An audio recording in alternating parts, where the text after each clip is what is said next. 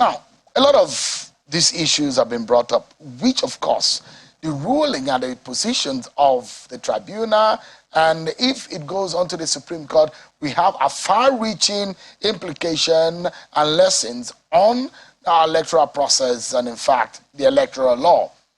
Let's get some perspectives on what these means, these petitions, without necessarily having to touch on what the honorable justices, the judges will be discussing or the lawyers will be arguing in court. We're looking at some of the issues that have been raised by this matter. I have a very senior lawyer and also a very experienced official of the Independent National Electoral Commission. In fact, he is the former Director of Voter Education and Publicity at INEC, Mr. Oluwole Osaze Uzi. Thank you so much, Mr. Osaze Uzi. It's good to see you again.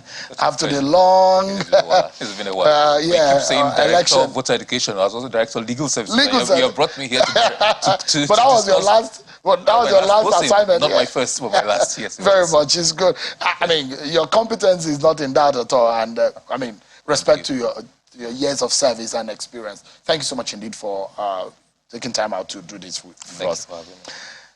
Well, as a lawyer, how would you describe this time in our political and electoral history?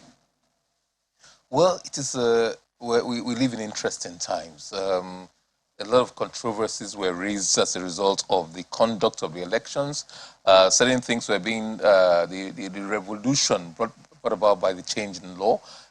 In the injection of technology into the process it's in the front burners. What is the effect of the deployment of technology? Don't forget that in 2015, the issues of the card reader, that was not the first time, but that was the time that it was at the forefront. So the card reader came in. What is the legality? What effect will they have if it's complied with? Then we had the Court of Appeal and the judgments of the tribunals, which went one way, but the Supreme Court, in its wisdom, went the other way about the deployment of the card reader, its use and its effect. Then came the Electoral Act of 2022, and much more usage and injection of technology was brought into the process and into the legal regime. So things are new. Some of the cases that were binding on the courts and on the commission will no longer bind the commission because the law has changed. So with the changes in the law, what will be the position of compliance, non-compliance with those statutory provisions? Those are some of the issues being thrown up in these time as we go into the next phase. We've done the elections, we've done the pre-election, we've done the election stage. Now it's the post-election, is the dispute resolution mechanism by way of petition brought into the system by law. That's the stage we're at now. It's an interesting stage, isn't it, very much? And there's a lot of pressure being put on the judiciary right now. Is it unexpected? I wouldn't say so, but not just right now. The pressure started in the pre-election stage. I think we've been here a couple of times and we told you that the last count, if I remember correctly, more than 700 pre-election cases were filed in the Federal High Court. And almost all, without exception, went on to the Court of Appeal. And there's still quite a number pending in the Supreme Court. Some have been determined. There's still quite a number pending in the Supreme Court. And in between now, we've now have the election petitions. A lot of those ones dealt with pre-election issues, intra-party issues, arising mainly out of the primaries of the political parties. So it was intra-party between the political parties themselves. Now we've gotten to a stage where it is inter-party between the winning party, if you so use that word, and then those other parties that lost out in the election. And in all of these, whether pre-election or post-election, INEC is a party, mandatory party in all these proceedings. I don't know. I think in 2011 or 2015, we saw maybe the highest number of petitions that came out of the presidential. I can't remember. But it does look to me that that scenario is playing out. You saw how many petitions in Lagos alone. That's right. And I'm not sure INEC has come out to announce how many petitions, 5 officially that we know on the presidential election against the victory of Bola Tinubu. I mean, what does the number of petitions and the challenge, going to court, what is the implication on our electoral process? Does it have any implication? Well, does it say anything?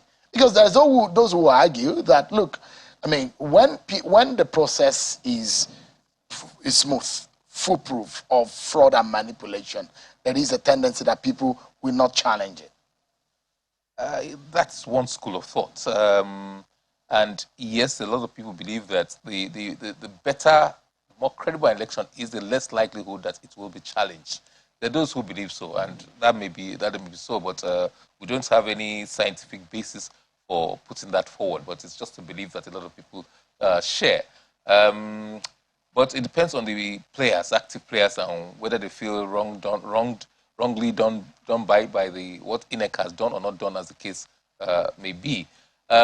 And don't forget, INEC has not come up with the total number of petitions yet, because I don't think it knows. I don't think it has been said with all the petitions.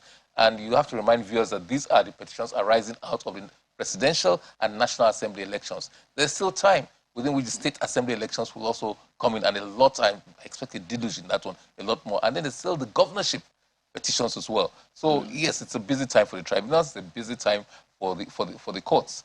Court of Appeal sitting as the presidential tribunal, sitting to hear the presidential tribunal, full complement, and then the Supreme Court will also hear the presidential election petitions arising therefrom, and also the governorship elections will ultimately end up in the Supreme Court. All of that will stop in the National Assembly, and state assemblies will stop in the Court of Appeal. Give us a sense of what stands out to you. I mean, let's look at the issues now that have been presented in some of these issues.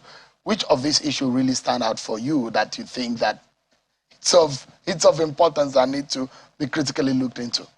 Well, quite honestly, all are important. All are quite important. I tell you why I say that. Imo, for example, in the current governor's petition, I wouldn't say people didn't take it seriously, but people had forgotten about it. They thought the main challenge that were from those people who came first and second. They thought the main challenge Wonsu of the APP then, Mr. Wonsu was the main challenger because he came second. He was runner up to Hedioha. So a lot of people were concentrating more on those ones and think when the thing where those petitions were disposed of, say, oh, that's it. Not knowing that somebody who came fourth might also have a successful petition, as it turned out it happened. What stands out? A lot of things stand out. So we cannot rule out anything at all. But one, what is the effect of technology? What role did it play? Is it mandatory? What is the effect when there's non-compliance with the IREV? And people don't realize that different processes, not just the IREV. People concentrate more on the IREV, but the IREV is actually just one stage in that collation process. As you said in your opener, is there INEC saying, or maybe the process known to law is the manual collation? Is that correct? These are all the issues the courts will have to sieve through. There's the issue of the vice presidential candidate, taking the Peter Obi petition. The issue of the vice presidential candidate. Can you be, well, Section 35 of the Electoral Act says you cannot be nominated for 2 different constituencies or by 2 different political parties. Those things are clear. And it is alleged that the vice presidential candidate, Shetima, was nominated for 2 different constituencies. One, the Central District in Borno, and the second one is the presidential constituency. The whole of Nigeria is one constituency, and his Central District in Borno is another constituency. You cannot be nominated at the same time for the same election for 2 constituencies. So the issue is that the electoral law says in that area, says Section 35, it says where a candidate knowingly allows himself to be nominated by more than one political party or in more than one constituency, his nomination shall be void. So which of the, because there are 2 nominations that are involved, is it the earlier one or the latter one? It's not explicitly stated here. Yeah, there are two angles to it. One, have you been nominated by 2 political parties? That's not the allegation. That's the first one. The second one, there are 2 issues there. Second complaint is that have you been nominated for 2 different constituencies? And from what I've seen in the media, from the petitions, they attached the nomination form as a senatorial candidate. And we also know that it was returned as a vice presidential candidate. So that is the issue the tribunal will have to sieve through. That's another very important issue. But the issue is this. I think I've seen some of the issues being canvassed. And part of the defense is this. If he withdrew before his nomination, the tribunal will now have to look at it. Does that apply or it doesn't apply? If he has withdrawn, successfully withdrew from the senatorial election, then could he be nominated for the vice presidential? Probably so. So now it's a question of proof. You cannot be nominated for both positions at the same time. So were you able to Can you show that, yes, I was nominated for the senatorial district election, but I withdrew before I submitted the form as a vice presidential candidate, not forgetting that there was a placeholder, what now has been called a placeholder. The politicians have brought it to was there an overlap, or there was a distinction? There was a distinct time frame between his withdrawal and, again, you also have to prove that he was nominated for the senatorial district as well. So these are some of the issues that the issue exactly that the lawyers need to argue is whether or not there are two valid nominations by the same political party at the same time with INEC. And those who also argue... Not two political parties. No, one. The law says by more than one political party. That is one, but that's not the case. It's the second, I read that, the second aspect of it. Yeah. For two different constituencies. By more than one political party or in more than one constituency. That's the bit that happening. So there are two scenarios played in that section alone. Yes, in that section. Two scenarios. Yes. Nomination by two political parties. That's correct. And nominations by one political party but in two constituencies. Correct. So, but the lawyers need to prove whether or not there are two nominations that are valid at the same time. That's correct. But people will argue that, look, is the onus not on INEC to take action when such thing? This is not the first time we've seen, in the case of Atiku Abubakar, he was already a governorship candidate in Adamawa State. He was not a candidate. He was elected, yes. Actually. Elected governor. In the case of Goodluck Jonathan, in Bayelsa, before he came to be the running mate of the late President Yaradua. Yes. So we've seen this kind of scenario, but this was a pre-election issue. This was not an election. I mean, this didn't happen after the election. No, we need to explain those. They're not the same. In the case of Atiku Abubakar won the election. First of all, there was no constitution in existence at that time. After the reconstitution, after the establishment of INEC met with political associations and said, look, what's the roadmap? How do we move forward? And it was agreed at that meeting that, look, okay, we will not, there's no constitution in place. So there has to be a legal framework to guide us. So they agreed that each election will have a separate decree, because under military rule, to guide the process. And that's exactly what was done in that case. There was a Decree 17, which established INEC. And then there was a decree for local government elections, which was conducted by INEC. There was a decree for state assembly elections. There was a decree for national, and there was a decree for governorship presidential elections. So each one had, in this particular case, so under the decree for governorship election, Atiku Abubakar was nominated and won the election as governor of Adamawa State. Now, the issue was that could he also be, and later on, President Obasanjo took him as his vice presidential candidate. And the court case went to court, by the way. What should happen to the seat he was vacating as governor? And A.B. Mahmood, the former president of the NBA, who is handling this on behalf of INEC, represented INEC in that case where INEC was taken to court over who should be, what should happen. Should his deputy just step in, or should there be a by-election and everything else? The case went all the way to Supreme Court, and Supreme Court said no, the deputy can't step in. That's how that was resolved. So that's a slightly different. First of all, the law was different, and it's different from now. So this was a development, subsequent development. Then the Bayelsa case, it's similar to this, but the difference was that you, as a governor, you can contest any position. As a senator, the deputy senate president contested the governorship of Delta State, for example. The law doesn't forbid that. You are nominated, you are cleared, you have already been elected. As an elected official, you can contest any other position you so choose. That's possible as well. So interesting scenario playing out. But the issue of Section 838 of the INEC guidelines, which has caused a lot of furore now, as we're seeing, the electronic transmission of result. So it says, on completion of all the polling units voting and result procedures, the presiding officer shall, and one, electronically transmit or transfer the result of the polling unit direct to the collation system as prescribed by the commission. 2, use the beavers to upload a scanned copy of the Form EC8A to the INEC result viewing portal IREV as prescribed by the commission. 3, take the beavers and the original copy of each of the forms in tamper-evident envelope to the registration area and ward collation officer in the company of security agents. The polling agents may accompany the presiding officer to the RA Ward Collation Center. Those are the provisions of. So Some people will ask the validity of the INEC regulation, or how strong in the body of our laws. There's the Constitution, there's the electoral law, and the INEC regulation. Give us a sense of what this means altogether. Yes, there's a hierarchy of laws. Absolutely. And of course, as you rightly pointed out, the Constitution is supreme. The Constitution says so, it is supreme. All other laws, guidelines, regulations derive their strength, their authority, their existence to the Constitution. It's the ground norm, it's the fountain of all other laws.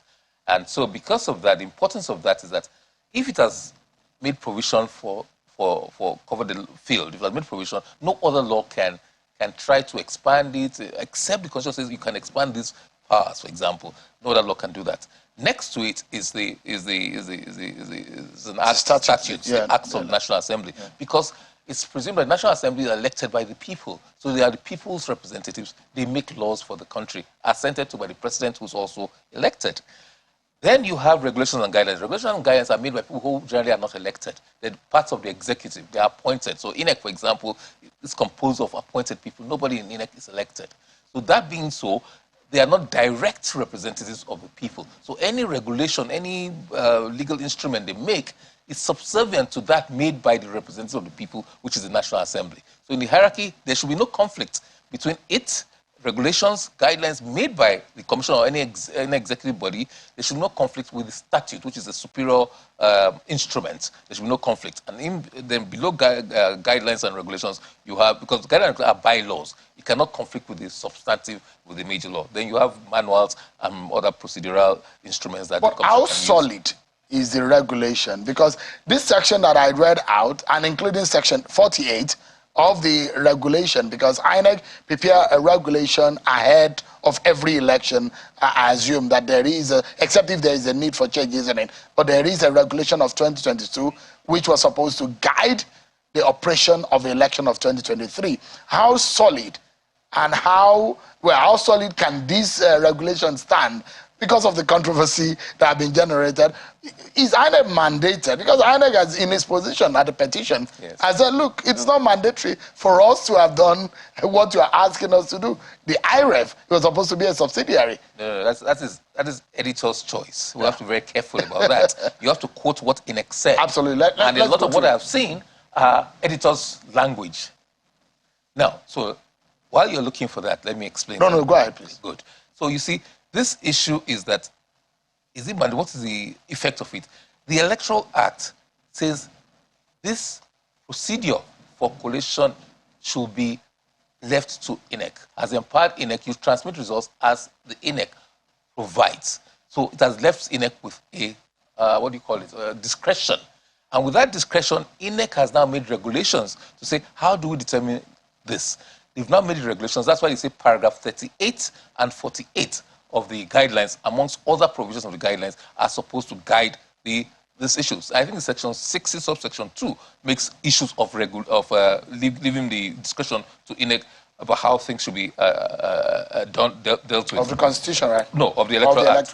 Yeah. I think it's section 60, right? I believe it's section 60. Now, so to be transmitted, 60 check subsection 5 thereof. Votes, recount post-election. To transfer results in the manner prescribed, section 60 subsection 5. Section 60 subsection 5. Yeah. The presiding officer shall transfer the result, including total number of accredited voters, shall transfer and the results of the ballot in a manner as prescribed by INEC. In a manner as prescribed by INEC. So how does INEC prescribe a manner? You go to the regulations. So you see that it flows directly from the Electoral Act itself. Having said that, you go further into the Electoral Act. You now see that there are certain protocols to be observed, not just in the regulations, but also in the Electoral Act itself. In a manner to prescribe. What is the manner prescribed? You've just read paragraph 38 of the guidance. That is part of the manner prescribed. But that is rock solid. That cannot be. You cannot fault it because it doesn't contradict the Electoral Act. Yes. It derives, it flows. So the place of IREF is stamped here in the electoral law, isn't it? In a manner prescribed, and the manner prescribed. No, you see, you're jumping the gun. No. I'm asking. He says, look, Mr. Oluwale, yes. He says use the beavers. I mean, stemming from the section 38. the subsection 2 says, Yes. use the beavers to upload a scanned copy of the Good. EC8A to the INEC result viewing portal as prescribed by the commission. So there is actually a, But read the previous. it says paragraph. electronically Good. transmit Or transfer the result of the polling unit to direct the to the collation system. Collation system. And that's the mistake a lot of people make. Collation system is where you should transmit results to first. And then the IREV. People don't seem to get that. And we So does it mean that the IREV is not cast in stone? I don't know. So the collation, no, you read the it. part It's plain, simple. yeah. I don't know that's cast and so on, but it doesn't say so. No, so Okay. you made reference. So electronically transmit or transfer the result of the polling unit direct to the collation system as prescribed by the commission. And then collation system. goes on. After you do that, Is the collation system a manual process? Wait now, it's after you do that. Yeah. But you just read it. Transmit or transfer. Electronically. Electronically, that's the point. Electronic transmit or transfer to the collation system. That's first place. Before it goes to IREV. Now read the second one. Without goes to Use the the IREV. beavers to upload a scanned copy of the EC8A to the INEC result viewing portal as That's prescribed. after doing the first one. And people always just jump to conclusion, oh, it's just IREV. No. There's what they call the collation system. And my understanding of it, the collation system is probably the back end of the IREV. It should, it's like a mirror. It should replicate that. But first of all, take it to the collation system. And then later on go to the IREV. That's what the regulation says. It's not me making it up. You just read it. I'm happy you read it. So when people say, oh, I didn't see the IREV, I didn't see the IREV, the law did not say transfer to IREV first. It's transfer to the collation system. After the collation system, then you take it to IREV. But I think the language used is mandatory, by the way. That's my own honest view. But the collation system is different from the IREV according to the regulations. Because if you look at disputes, for example, I think if you check, if you have time, your producer will check section 64 of the act itself. Electoral. Yes. 60 what? 64. Yeah. Which says which I mean that's 64. Let's check 64. Okay. Yes. It said a collation officer or returning officer at an election shall collate and announce the result of an election subject to his or her verification and confirmation that the number of accredited voters stated on the collated result are correct and consistent with the number of accredited voters recorded and transmitted directly from polling units under section 47 of this act, and B, the votes stated on the collated result are correct and consistent with the vote or result recorded and transmitted directly from polling unit under section 64 of this act. Correct. So there are two things there. First of all, accreditation figures. Accreditation figures have been entered into the manual result sheet. So you look at the manual result sheet. Does it tally? I think it's correct and consistent, the word used by the law. Correct, first of all, and consistent with that in the beavers. So you must physically examine the beavers to look at it. And then the second thing you do is now look at the scores.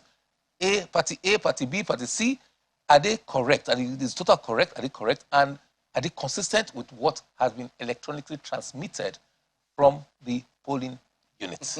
So, I mean, this is where I would love us to anchor. Okay. Mr. Mahmood, in his petition for INEC, when he responded to his reply, says, quote, there was no collation system of the third respondent, which is INEC, to which polling unit results were required to be transmitted by the presiding officers. A prescribed mode of collation was manual collation of the various forms EC8A, EC8B, EC8C, EC8D, and EC8E in the presidential election, the electoral umpire. I mean, can we pause and break it down? Absolutely. But read the first sentence. It says that there was no collation system of the third respondent, which is INEC, to which polling unit result were required to be transmitted by the presiding officers. No collation system, but now the tribunal will have to determine, in view of the law. It now says the prescribed mode of collation was manual collation. That was also, I find very interesting. Prescribed mode is manual collation. But you just read that, and that's actually what it says. It didn't say you should collate electronically. There's nowhere in the law, nowhere in the guidelines you'll see electronic. Go back to your 64.4. Go back to 64.4. Go back. A collation officer or returning officer at an election shall collate and announce the result of an election subject to his or her verification and confirmation. Verification and confirmation. That's what is required with it electronically transmitted. But quite rightly, collation is still now manual. Give me on from the this point, EC8A, from that point. EC8B, EC8C, and EC8D. But before and you start that process, you must go to the electronic ones and say, are these figures consistent?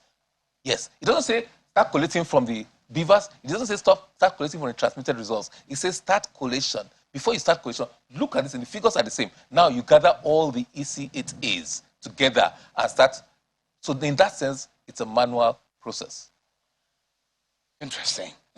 INEC is spending several billions of naira on that. They've actually allocated, I can't remember, is it 3 billion or something? I read it on social media, but I don't know whether that's an official statement of the commission. But yes, 3 billion naira for defending for its own petitions. And yes, legal expenses, not just the defense, not just lawyers' fees, but the logistics of moving things around, of certification, all sorts of logistics associated with post-election litigation issues. I mean, are you one of those who subscribe that the courts should televise these proceedings? I have mixed, quite honestly, I have mixed feelings about it. You don't want to turn it into a circus, into a jamboree. Even in the US, where a lot of states allow televised issues, you find the O.J. Simpson matter, for example. That's one in recent memory, and the controversies arising from that. Some of the lawyers, some people were just playing to the gallery. Serious controversies about it. We've not really gotten over it. Yeah. Marcia Clark, one of the major prosecutors, Eddie Cochran was one of the major defense people, and there was controversy about it. Kenya did it, and I think the presidential petition, yes, I think Ghana did. We all watched that. It was interesting viewing in certain regards. People say for openness, it's open to the public. Probably for openness, maybe parts of it or the whole of it probably should be transmitted. Interesting. But I mean, as a lawyer, I mean, this is just my own, I'm asking you for the sake of our viewers who need to understand also. I mean, you made reference to the case of Hope Uzodinma and the prayers he went to court. He's had a specific prayer that he asked the court to do, and he asked the court, and technically, a lot of people will argue, and I'd like you to let our viewers know how things work in terms of judiciary. I mean, it comes down at some point to how prolific, on how technically sound some of these lawyers present their cases, isn't it? It depends a lot on that, the kind of case presented, the evidence presented, and the courts have to give judgment predicated on what they see before them in that particular petition. Not on emotions. Not on emotions. And I think there's a beautiful article in today's This Day, Legal, where some issues were discussed. It's justice according to law. So you must follow the law. You don't do it on emotions. You don't do it on what we see on social. I have seen a lot on social media, and it's so easy to be persuaded one way or the other. But some of those things will not stand the scrutiny of a trial. They will not stand the scrutiny of cross-examination and of evidence. You cannot tell, for example, that sometimes old videos they bring to you and you see on social media and you assume that it's relating to this election. For example, some are correct, some are not correct. Sometimes people are not willing to come to testify. Sometimes there's no time. If you don't front load their statements, for example, if you have not said you are bringing Mr. Ozi as a witness, it's very... And they are time specific. It's very time, it's 21 days. And very technical. I mean, so technical. All of these things are that. Interesting. And I see why the politicians also spend a lot of money getting the best of the lawyers. I've seen a long list of senior advocates of Nigeria. This is their time. I wish them the very best. Thank you so much, Mr. Oluwole Osazu. Always a pleasure having you around to speak on these issues. And I will really disturb you in the coming days because these things are prevalent and they are with us. Thank you so much indeed for your time. Thank you for having me.